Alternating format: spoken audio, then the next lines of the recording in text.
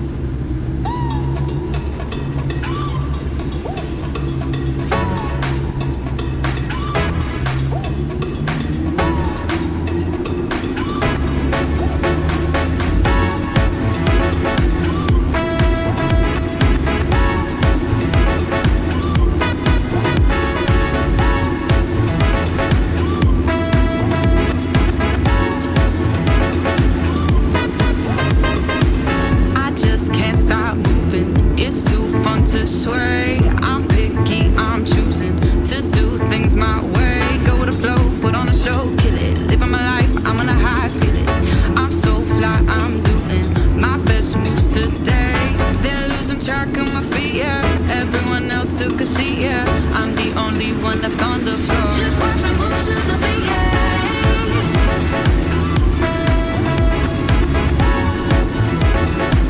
Just watch me move to the beat.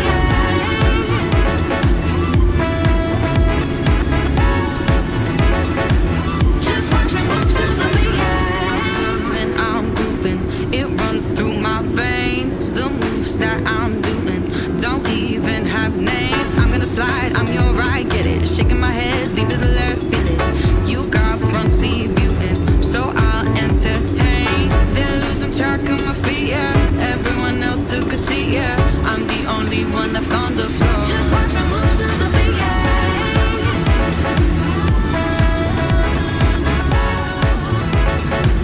just watch me move to the beat.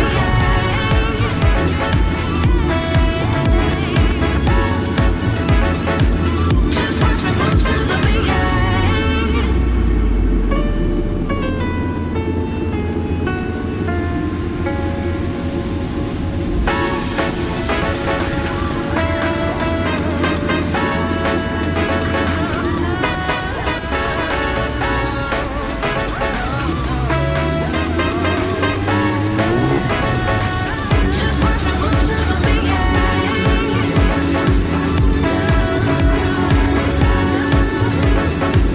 Just watch me move to the beat. Just watch me move to the beat.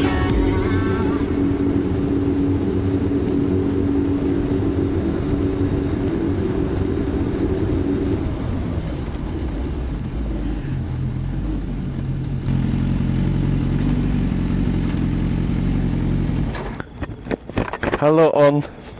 How are you? Full. What's full in Khmer? How to say? Gold. Moi pen. Full ma pen.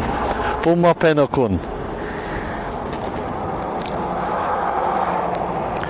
Full ma pen. Full ma pen. I think this should do it. Okay. Yes, good.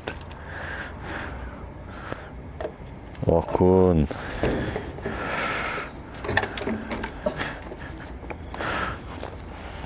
Okun.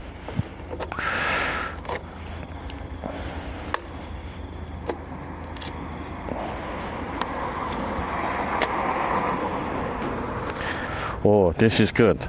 How much is this? This is 2.5. 75 cents. You can have that for you. Oh, For you. Okay? thank you. Good man. Okay. Okun.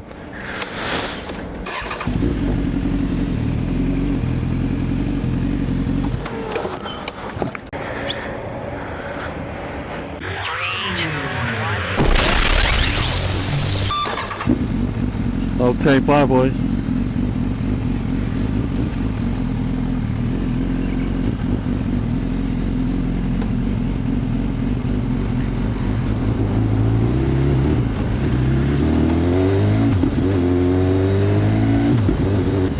Just met the boys there at the service station. Good boys.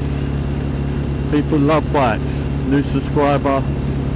The tyres feel a bit cold, so I'm gonna heat those up somewhat. And it's a pretty dusty road around here. I'm just gonna let this guy do what he's got to do, because you just don't know who's around, and obviously the swing of his trailer.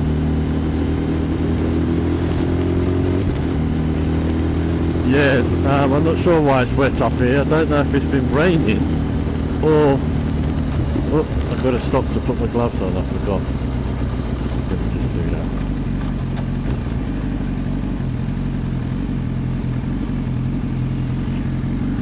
Really forgot. Got to wear gloves. I've been told off for not wearing gloves, for doing no hands, for riding free, and especially my closest family and friends and my father, they've all, because this is a new channel, they're giving me feedback on riding, safety, and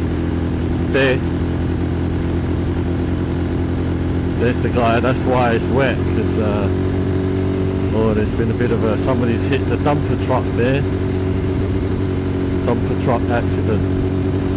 So as I was saying, got to be listening to others when it comes to developing something new because of the feedback.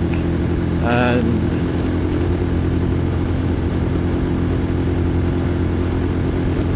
but we've also got to honour ourselves and do it in the way that we feel that is true to us. And one of the things I've always been, since I was ever can remember, is, some would say rebellious, others would say independent. And I probably zip between the two. And as an adult, as an emotionally mature adult, one hopes, I'm able to make decisions about my safety and my well-being, and to some extent take responsibility for that. But in a world of accidents and dodgy drivers and unsafe surfaces and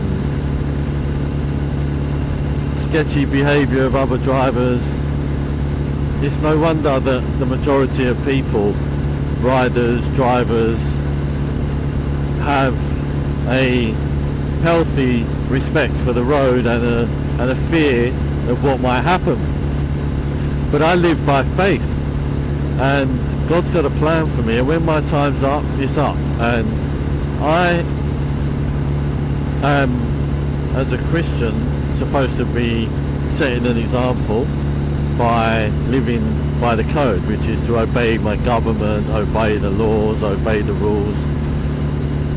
I'm just going to be straight with you. I have had a healthy, sometimes unhealthy disregard for systems, because systems invariably, it's like anyone, isn't it? You cannot please all the people all the time. But with regards to systems, and I've talked about this before, the systems that manage, say for instance, the government is a system, and law is a system. But this no way means that because they're the government and law that they are representing us as individuals. You see, I'm doing hands off now. Why? Because I'm making a calculated risk. And in the making of this video, I just stopped for fuel, and I had a message from my father, and I opened it and read it, and he said, "I've just watched your video, but doing no hands, that's a no-no. You, especially if you're going to talk about safety." And he's correct. In the context of me being a belligerent little beep, he's obviously, he knows what I'm like in that extent. So he says it, and he'll say, "Well, I've told you, I've said, I give you my opinion, what you do, that is up to you." But I sit on both sides of the fence. I sit on the side of riding with due care and attention and trying to be as safe as possible and managing my own safety and honouring my freedom. Oh my goodness. Imagine if we just lock, stock and barrel, and it's happened already in some countries around the world, communist countries, I won't name them, you know who they are, you're not silly. I have a blueprint, if you like, that I can look at that says this is what happens when you hand over all of the management of your life. Everything that you do, everywhere that you go is monitored through cameras, now facial recognition, now the tracking of your gait in case you're wearing a hat or a balaclava. They know how you walk, they register and record you most of your day, and who knows how far with the technology they are. We don't know. They just let us know what they want us to know when they want us to know. But they're so far advanced with their technology. But a lot of, say for instance, with with bikes, motorbike technology. A lot of the technology that reaches us and makes it to the road comes from track, from development through teams and through constructors, manufacturers carrying out tests on motorbikes, putting in new systems, gadgets, ABS, etc. It all comes from motorbike racing ultimately, and R&D. But likewise with a lot of our software that say runs maps, like Google Maps or Waze for instance, is developed by for the military, and a lot of that technology gets through to us ultimately. But they're always decades ahead of whatever we're getting at our end.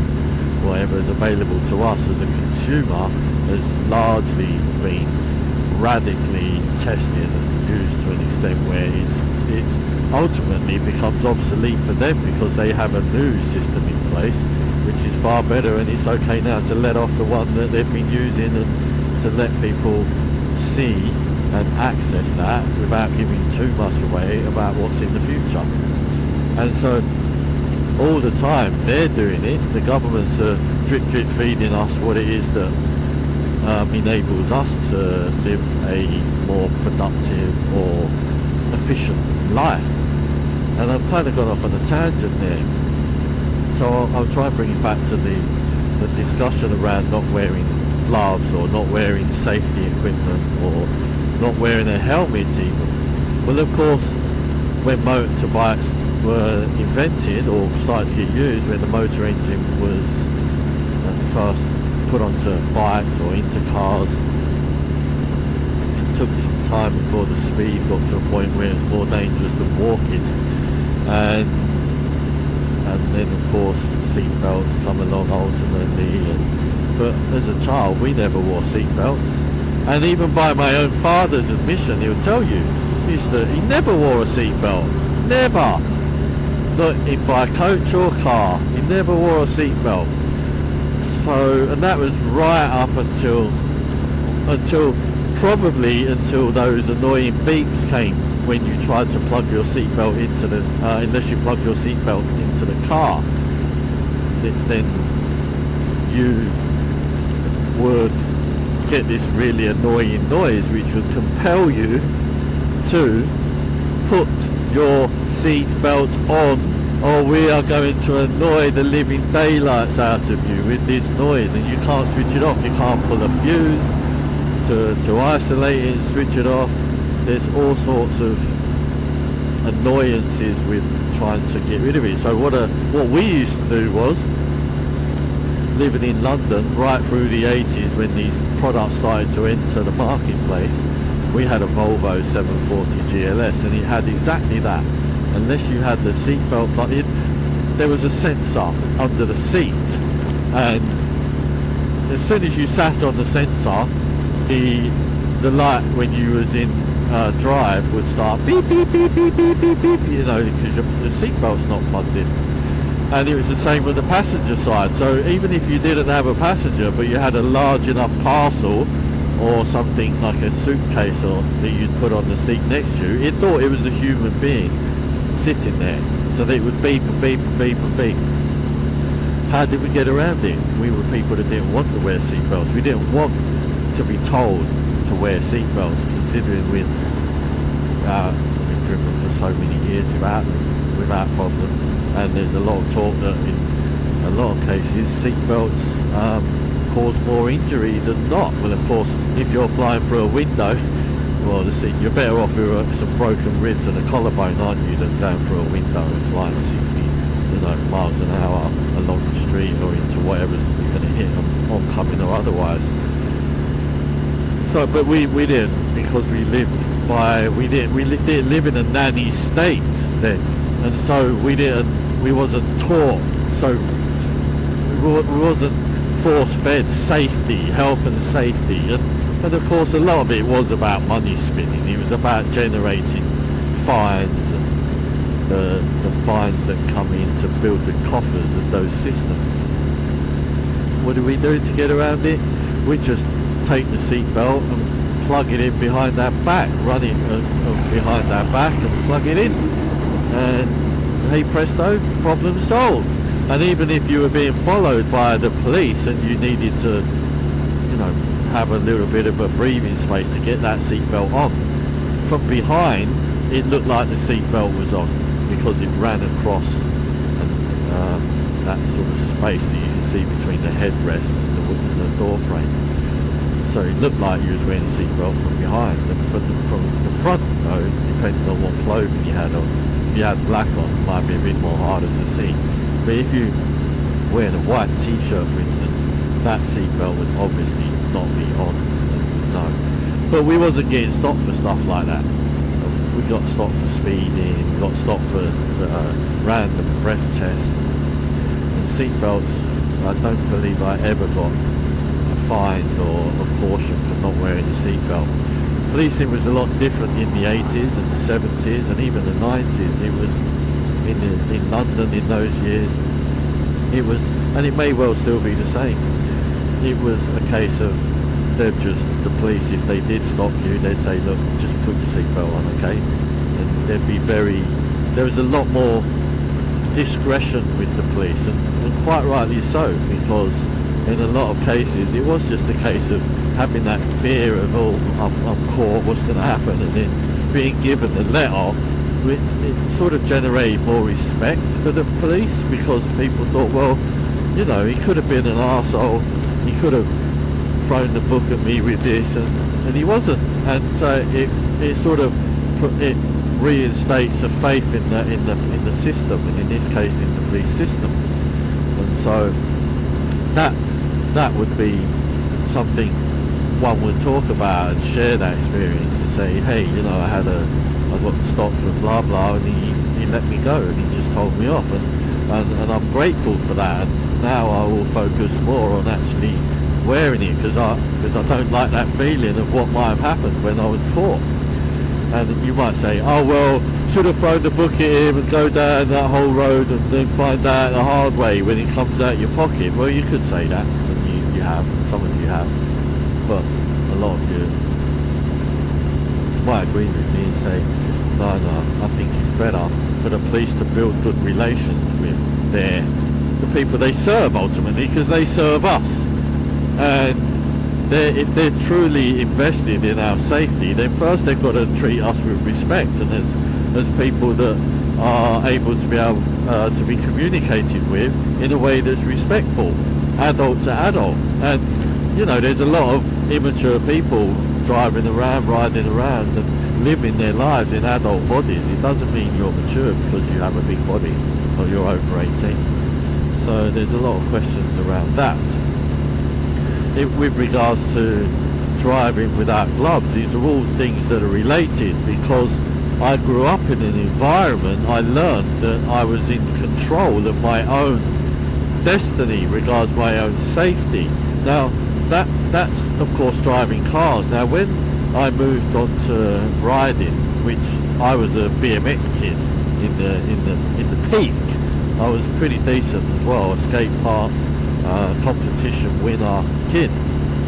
I didn't do the BMX racing, I did all the freestyle, jumping off things, jumping over things, jumping up onto cars, building walls, jumping trees, building ramps and building quarter pipes, and travelling the length and breadth of the country to go to skate parks and ride skate parks.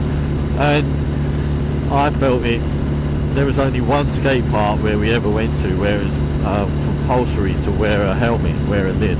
Romford it was. Some of you might know Romford skate park. Now I lived in the centre of London, I lived in Islington, so to get to there, I wasn't a kid who had an internal navigation system. I never carried an A to Z, so invariably a gang of us would make an arrangement to head off on a Sunday, and we'd get various trains and ride the rest and rely on people to guide us in. And when we got there, we'd have to take a helmet with us. I used to wear a Protec skateboard helmet, and even that I didn't like that, because it restricted my vision, restricted my the weight distribution. It sounds really silly and pathetic, and but it's true. I was only little myself. The added weight and the added aerodynamics of a helmet kind of changed my riding a little bit in the skate park. Over time you get used to it, of course, and then it just becomes second nature. When you go there, you wear a lid, but you know, as soon as you stop to have a chat or whatever, most people took their lids off just to get out, you know, just to breathe a little bit, especially in the summer. It's hot under there. But all the rest of the time, the complete rest of the time, I never wore a lid. Never. We only wore gloves because they were fashionable, but even I didn't really wear gloves street riding. I know friends who did, bought the GT gloves and so on, but I never wore them. I never wore gloves. I never wore knee pads. I never wore arm pads, elbow pads rather. I never wore any protective wear. So, and I rode like that.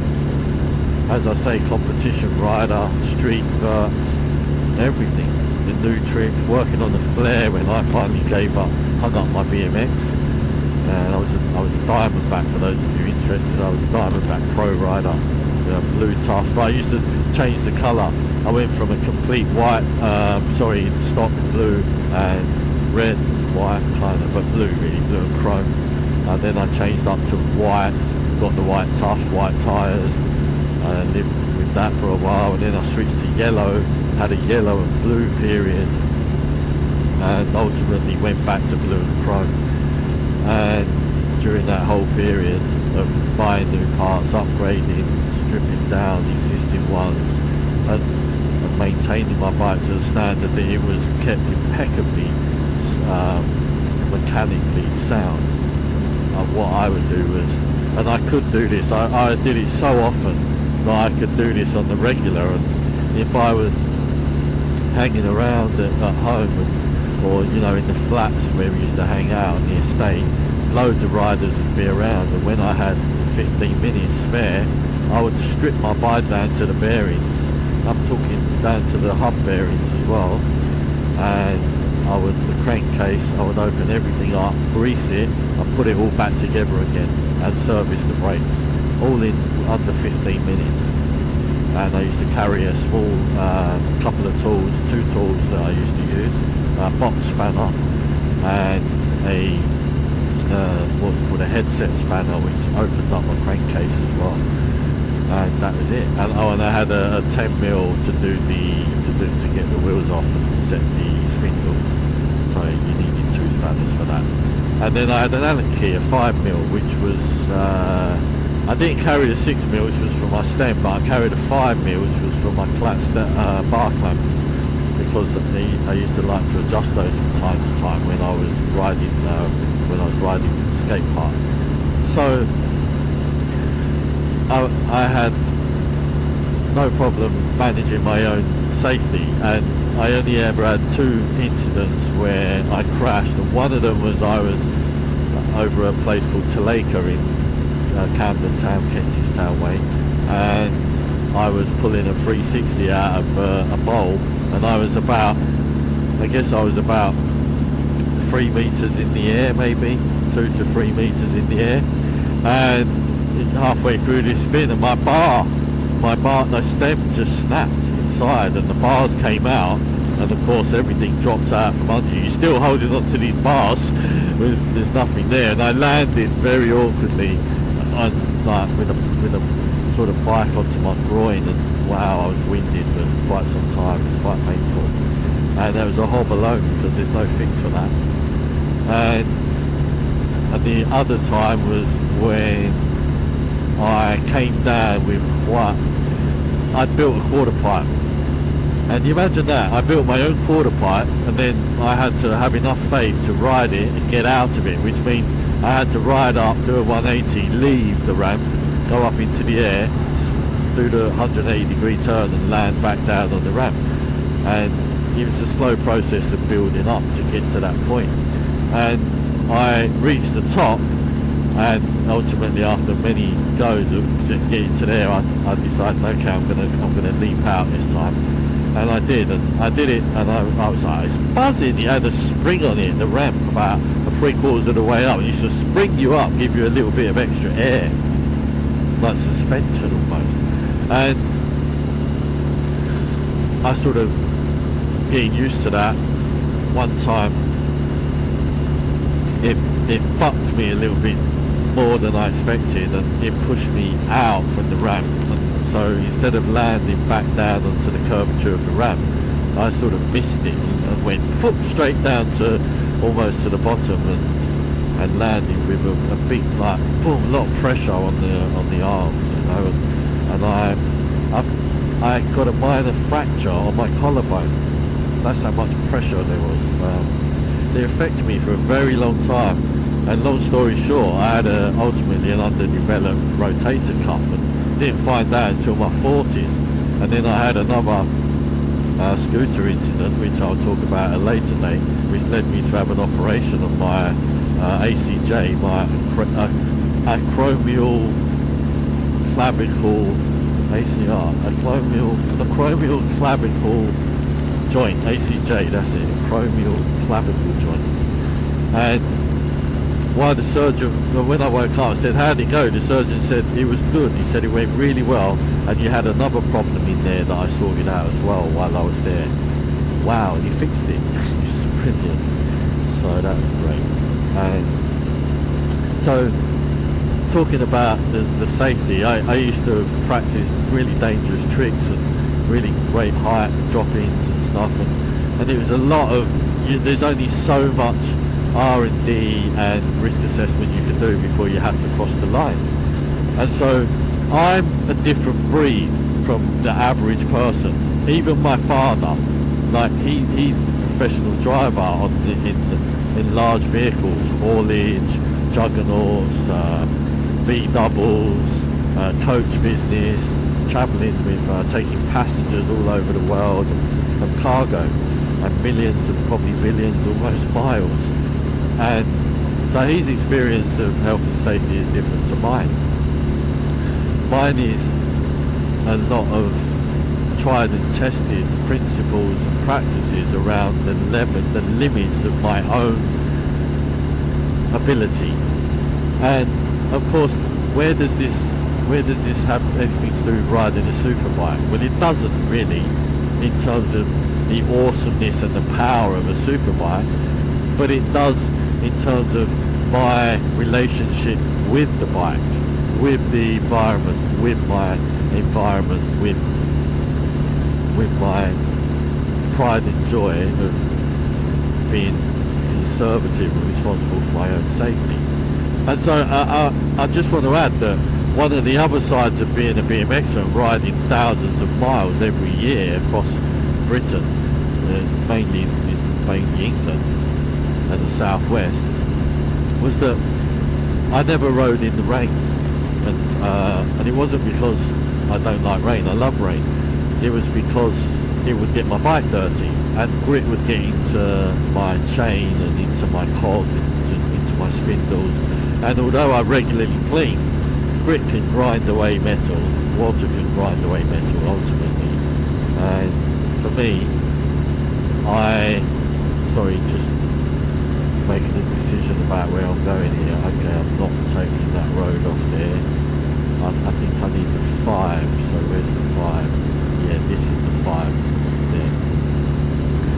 So, and also the tread on tyres and the cornering, and I've seen how, just got to concentrate for a second. Yeah, I'd seen how the certain conditions provide different levels of rider security in terms of stability on the road. So I used to invariably just sit under in a dry spot on my bike, and other times during the summers, especially, I love my bike so much. It was expensive. It was a real gift, a joy to own, a real super surprising present. I would start the morning in my bedroom 4 stories up with my BMX, and I lay out my clothes on the bed for the morning, and in the morning I get dressed by standing on the bed, and then I had a box room, tiny room. I fit my bike in there next to me so I could sleep with it. That's how I love my bike so much. And I'd step onto those pedals, and then I would ride down the internal staircase, ride down of the apartment, and then out into the communal stairwell, another 4 flights. I'd ride down those and out into the street, all without taking my feet off the pedals. And then I'd spend the whole day, I'm going to pick up a bit of speed here, I'd spend the whole day with my feet off the pedals, on the pedals, sorry, without taking them off the pedals, including getting supplies, getting food. I'd ask people to buy me stuff when they went into the shop, and I'd say to them, they'd say, hey, don't you want to come in? I go, they knew I never left my bike outside anyway. Even in the trusted shops where you could see your bike from the entrance, I would always ask the shopkeeper to bring my stuff to the door to me, because my bike was very desirable. People wanted to steal that, and that's why I never had a lock and a chain. I looked after my BMX myself. But I'd get my friends to go in and get my food, and they'd say, well, don't come in. They knew, but at the beginning I'd say, look, you know, I'm not coming in the shop, so I don't do that. So I look after the bikes, you go, and that was the agreement. But really it was because I was doing this personal challenge of spending the whole day without putting my feet on the ground. And that included my riding, my skate park riding, so whatever it was that I was doing that day, practicing tricks, I'd practice tricks and only do tricks that I knew I had a high probability of not putting my feet on the ground. Once I had mastered really. Floor, they call it flatland. So, yeah, and then I would go a whole day from 6, 7 a.m. all the way through to 11 p.m. without putting my feet down, and then I'd ride into the block and up the first flight of stairs, and I could almost make it up to the top of those first 7 steps and get up to the next landing. And once I did, by using the handrails and so on, and then I got halfway up the second flight, and that was the best I had achieved going up on a BMX. So I obviously didn't want to come off during the day, and I had to concentrate very seriously about how to stay on it. So I learned a lot about road surfaces, cornering, riding, jumping, and staying true in a symbiotic relationship with my bike. So why am I telling you all this? I'm telling you all this because this is the story behind how I became a person that does this. Takes my hands off and rides no-handed, or will wear no gloves, or will go out, with no riding gear on. We'll go out with just a t-shirt and sometimes to pop down to the corner in a pair of shorts. And so many riders, they'll say, yeah, but that's when it happens, and it probably does. And God willing, it doesn't happen. But I have to take risks somewhere. I don't drink. I don't do drugs. I don't gamble. I don't have any addictions in that sense. And this is my pleasure.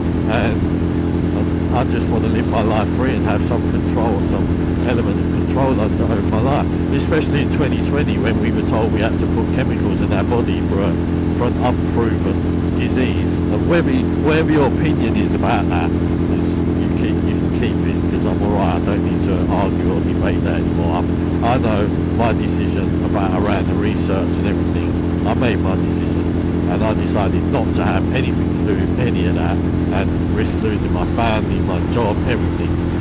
And it was the time when the world doubled down on oppressing people into doing things their way. I don't trust politicians, and I don't trust the government. I don't trust law. I don't trust the councils. I don't trust the police. I respect them. I respect them all for their job they do, and I'll support them to the best I can. But when they prove themselves to be a non-entity or useless to my life and my existence, then I vote with my feet. I don't vote for these people. I think they're all the same. I think they all are cut from the same jib, and I think that it's corrupt, and the government and all of the systems are run by big money. That's it, and it ultimately goes back to gangster money. And we can do 90 years so we can speed up.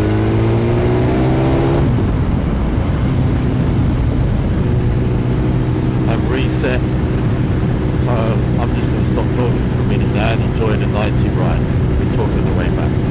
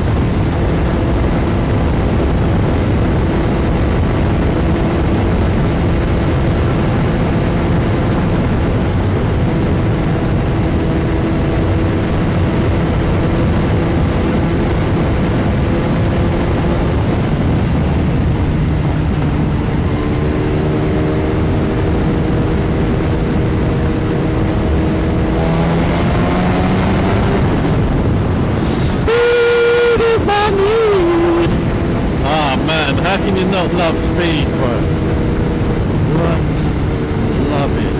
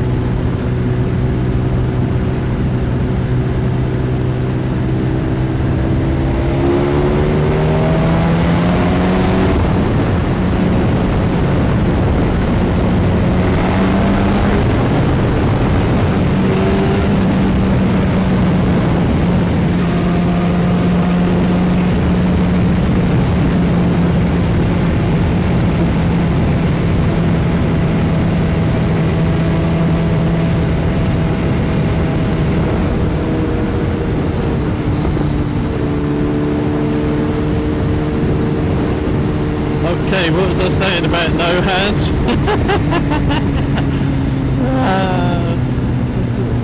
That's how I live, bro. That's how I live. I just, if I don't get adrenaline pumping, I don't feel like I'm alive. You're gonna die. Everyone's gonna die. Everyone dies, it's guaranteed. Nobody, as far as I'm aware, apart from Jesus, defies and cheats death. So this is how I do it. Do a bit of no hands, do a bit of no gloves, do a bit of no helmet, do a bit of no brain. Nah, never no brain, always activate that brain. This is how I ride out. So I had some issues with batteries tonight. I haven't been able to, for some reason I had a battery drain on the mics, the X360 spare camera, so I gotta, sorry, spare battery, so I gotta look at that. I've got to have a look at that and see what happens. Right now, I'm probably shouting because I'm listening to Prince. 99. Gonna party like 99. There's a bit of vibration in the grips as well, and until you've rode the Beamer, maybe if I drop the speed down a bit, the vibration pops off. But that's what I got going on, people. So I need a rest from the vibration, otherwise you just get like high from it. So yeah, but who doesn't love the feeling of that vibration in the grips, you know, that kick down? Oh, we're not going to kick down because of this car. We're going to see what he wants to do, then make his decision. But I don't know why he waited so long. Everyone's doing bang back to front, aren't they? This is what happens. See, yeah, I'm not going to dart into that.